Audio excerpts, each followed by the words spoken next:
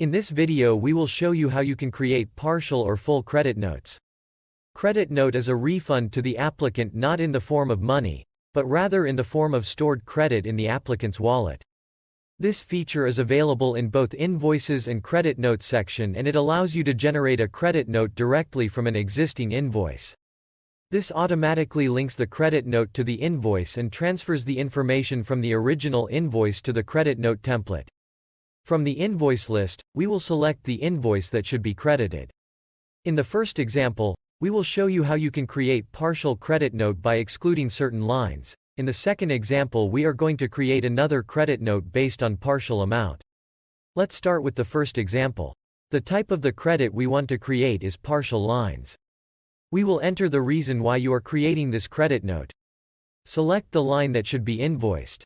For example, in this case we want to refund the permit fee of the first sector. Therefore, we will select the relevant checkbox.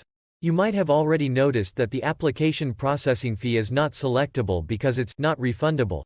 This is to refrain the CAA from crediting any non-refundable charges or fees. Now that we have selected the invoice line that should be refunded, we will create the credit note. As soon as you create a credit note, it's automatically linked to the original invoice. The newly created credit note will be stored as pending until issued.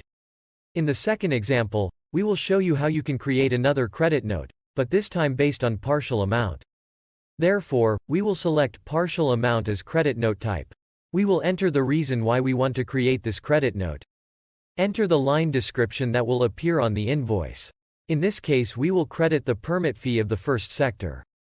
The amount that we want to credit should be equal or less than the total, which is $415 minus the non-refundable rule, which in this case is $15. Therefore, the credited amount should be equal or less than $400. In this case, we will credit the permit fee of the first sector, which is equal to $200. To create a credit note based on full invoice, you can simply select full invoice as credit note type, enter the reason and create the credit note. As soon as you create a credit note, it will automatically stored as pending until issued.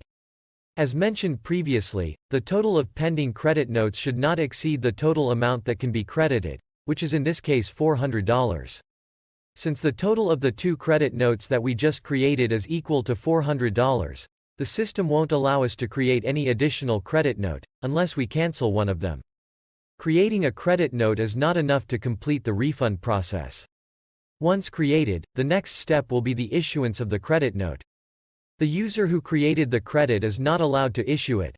Therefore, the issuance of the credit note requires one or more CAA members to be involved based on the requirements set in multi-level approval process. To learn more about how a credit can be issued, please watch the related tutorial video. Hope this was helpful. Thank you for watching.